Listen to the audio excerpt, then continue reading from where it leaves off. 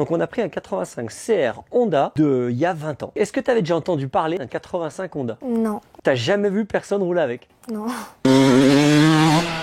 Elle marchait pas en bas. Mais pas du tout? Pas du tout.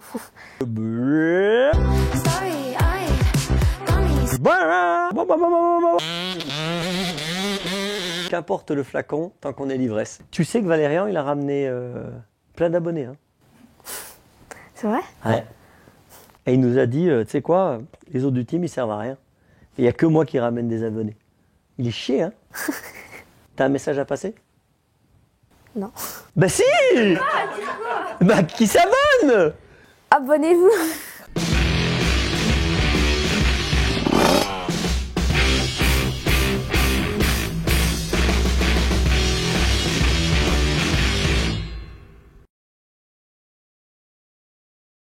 Alors Lydie, on est super content de t'accueillir enfin dans le canapé.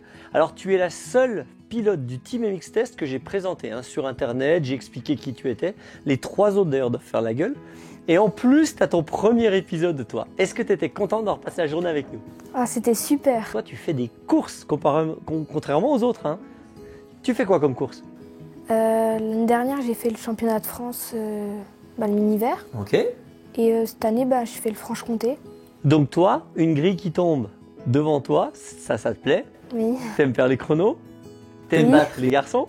Oui. Bon, déjà, tu vois, ça c'est la différence avec les autres personnes du team. On t'a pris aussi parce qu'il nous fallait quelqu'un de plus jeune. Et il nous fallait absolument quelqu'un qui roule en 85. Ça fait combien de temps que tu roules en 85? 2 ans. 2 ans. T'étais en 65 avant. Oui. C'est fou, donc t'étais en 65 il y a à peine 2 ans. Et là, t'es déjà super grande. On t'a préparé un truc spécial, c'est-à-dire que comme tu roules encore en 85, vu comme tu grandis, ça va pas durer longtemps. Tu passes en 125 fin d'année? Oui. Ouais. Donc du coup, on s'est dit, qu'est-ce qu'il y a comme différence entre un 85 de ton époque, 2022, et un 85 évidemment, pas de mon époque, mais quasiment, si tu veux, on a pris un modèle 2004, on va dire c'était les mêmes de 2002 à 2006. Donc on a pris un 85 CR Honda, il y a 20 ans, tout simplement. Est-ce que, en tout cas, au premier coup d'œil, ça t'a choqué ou pas? Les plastiques n'étaient pas du tout pareils que sur la mienne. Tu l'as trouvé plus jolie ou moins jolie? Moins jolie. Ah ouais, tu préfères pas? C'est vrai que la tienne, elle fait vraiment moto de cross. Hein. Elle est longue, les plastiques sont fins. Là, elle est un peu plus carrée, exactement, c'est ça. Donc, est-ce que tu avais déjà entendu parler d'un 85 Honda?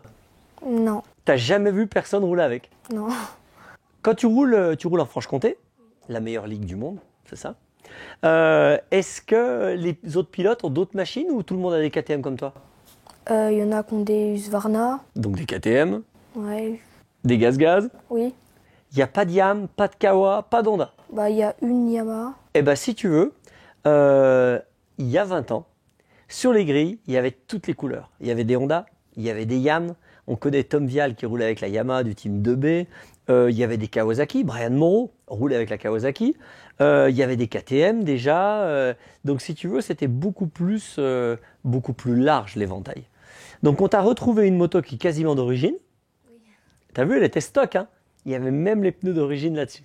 Donc, un grand merci à Rémi qui nous a trouvé cette petite perle. Et donc, on a comparé à ta machine qui est, par contre, pour le coup, préparée. Tu as des suspensions préparées, tu as quoi d'autre? Le haut moteur. Ouais. Du coup, on t'a invité sur un épisode comparatif. On a déjà essayé la 2,5 4 temps d'il y a 20 ans contre celle d'aujourd'hui. On a essayé la 450 d'il y a 20 ans contre aujourd'hui. Et évidemment, là, place aux kids, on essaye les 2,85 qui ont également 20 ans d'écart. On va voir s'il y a la même différence. Alors pour info, entre les 4,5 d'il y a 20 ans et celle d'aujourd'hui, il n'y avait que 9 dixièmes. Entre les 254 temps, il y avait 3 secondes et demie. Donc tu vois, les 2,5 4 temps, elles ont vraiment progressé. Plus légères, plus de puissance. On va voir donc dans cet épisode si les 85 ont amélioré ou finalement pas beaucoup. Il faut que tu saches une chose.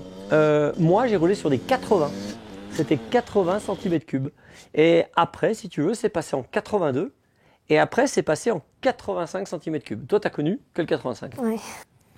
Alors, me demande pas pourquoi il y avait des 85 avant, maintenant, puis des 82 et des 80. J'en ai aucune idée. Si dans les commentaires, d'ailleurs, vous le savez, hein, pourquoi c'est passé de 80 à 82 et de 82 à 85, me dites pas que c'est parce qu'il y a plus de puissance, ça je l'imagine très bien, mais pourquoi est-ce que finalement au niveau FFM, FIM, il y a eu ce changement? J'aurais bien aimé savoir pourquoi. À mon avis, on ne gagne pas 5 cm comme ça juste pour le plaisir. Autrement, on aurait fait les 125 en 130, tu vois, donc il doit y avoir quelque chose.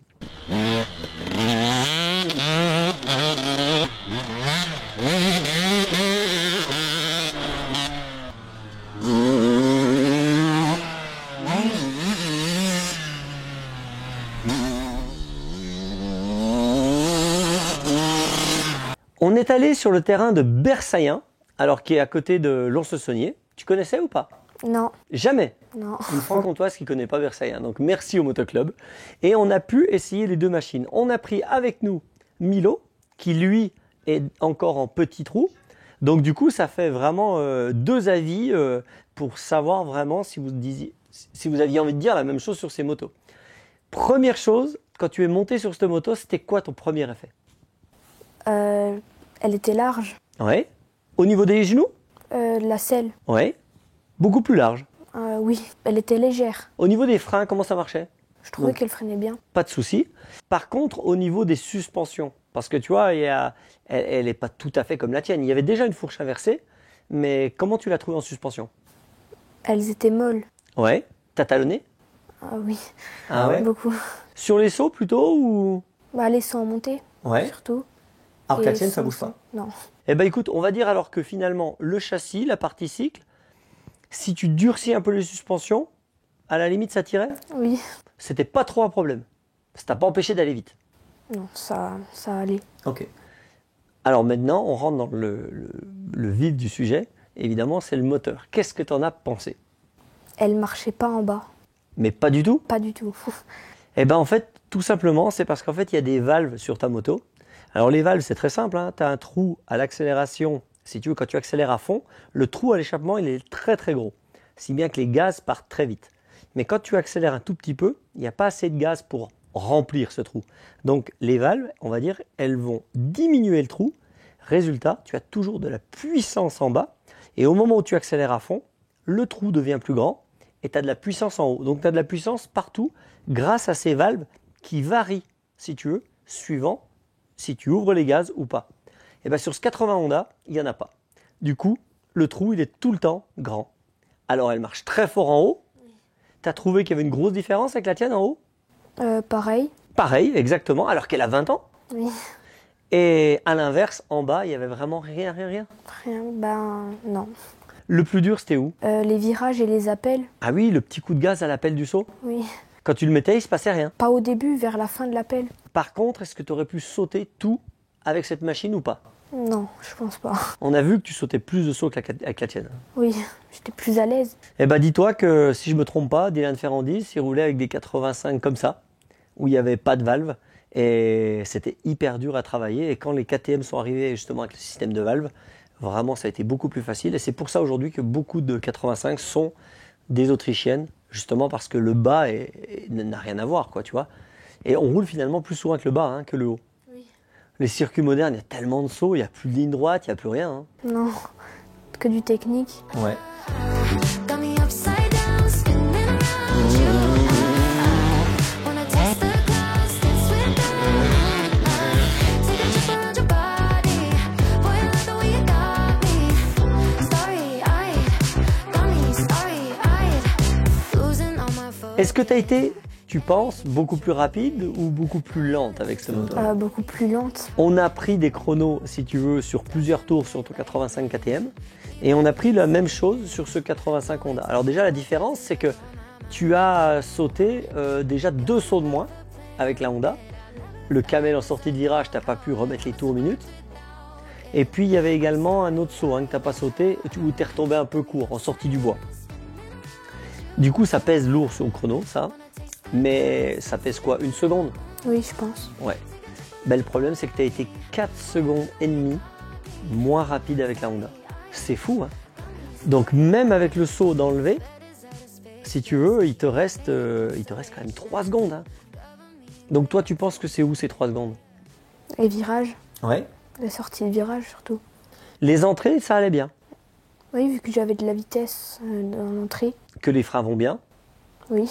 Lily, est-ce que tu penses que si tu as la moto pendant 6 mois, pendant 1 an, est-ce que tu penses que tu pourrais t'habituer à ce, finalement, pilotage différent? Parce que puisque la puissance, elle est simplement en haut, est-ce que tu crois que tu arriverais à t'habituer à cette puissance en haut? Est-ce que tu pourrais modifier ton pilotage? Bah, il me faudra un peu de temps, mais je pense qu'on pourrait y arriver. Ouais. Tu penses que tu pourrais rouler aussi vite, finalement, avec cette moto, mais il te faudrait beaucoup de temps, des suspensions plus dures? Oui. Ce qui m'a impressionné, en fait, c'est que toi, comme Milo, à chaque fois que vous rentrez dans une ornière, en fait, vous n'utilisez même pas l'embrayage. Vous avez l'habitude d'avoir une moto tellement pleine que la moto elle ressort facile. Et ben si tu veux à l'époque, il suffit, on rentrait tous dans les virages et tu sais, on remettait un petit coup d'embrayage histoire que la moto aille dans les tours et ça nous permettait justement de tout de suite avoir la puissance.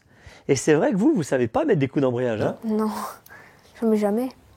C'est fou ça. Tu sais que les moniteurs, ils étaient plutôt obligés d'enlever le levier d'embrayage au pilote parce qu'autrement, ils passaient leur temps à faire comme ça dans tous les virages et ça faisait faire des fautes de pilotage. Et aujourd'hui, c'est beaucoup mieux de rouler avec la poignée.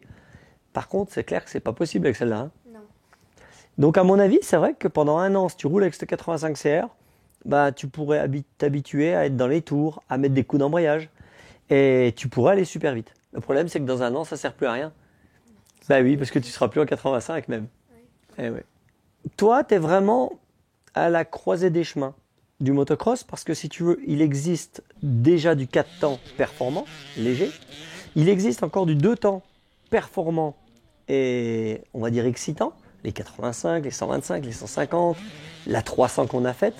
Donc finalement, il y a ces 2 univers et si tu veux, arrivent toutes les motos électriques. Est-ce qu'il y en a une dont tu veux plus entendre parler? Est-ce que tu as envie de rester sur du 2 temps? Est-ce que tu as envie de faire du 4 temps comme Geyser, comme tout le monde? Est-ce que finalement tu veux passer directement à l'électrique? Dans ta tête, toi, est-ce que tu as ça ou est-ce que tu te poses 0 question? Qu'est-ce qu'il y a dans ta tête? Je me pose 0 question. Tu prends ce qu'il y a. Oui. Alors c'est quoi qui t'intéresse dans le motocross? Bah, rouler sur des gros terrains. Sauter, Oui. prendre des belles ornières. Oui. En fait, toi, que ça soit un électrique, un nucléaire, un 4 temps ou un 2 temps, tu t'en fous. Oui. En fait, il y a un dicton, on dit qu'importe le flacon tant qu'on est l'ivresse. C'est ça, en fait, tant qu'on s'amuse, en fait, on s'en fiche de tout ce qu'il y a. Ça t'a plu? Oui, c'était super. T'aimerais faire quoi d'autre comme épisode? Pit bike, t'aimerais bien, je suis sûr. Ah oui, j'aime bien. Ouais, attaquer, battre Raphaël. Ah, je sais pas ça. Mais il faut, tu l'attaques et tout, tu tapes dans les chevilles. Tu sais, il est fragile des chevilles. On verra pour un épisode pit bike, on peut te faire des 85. Et puis tu sais, quand tu vas passer en 125 ou en 2,5 4 temps, quand tu vas passer sur les plus grosses motos, on va essayer de te donner des conseils. Et le meilleur conseil, c'est quoi? On va t'amener plein de motos et c'est toi qui vas choisir surtout. Ça marche? D'accord. Got me upside down, spinning around you. Wanna taste the clouds, dance with them. Take a trip around your body. Boy, I love the way you got me. Starry-eyed, got me starry-eyed. Couldn't fight if I wanted, flying to places that I never thought I could go. You're a meteor shower, falling down all over me, yeah, you're making me glow. Couldn't fight if I wanted, flying to places that I never thought I could go. Starry-eyed, got me starry-eyed. Yeah, got me upside down, spinning around you. Wanna taste the clouds, dance with them. Take a trip around your body. Boy, I love the way you got me. Starry-eyed, got me starry-eyed.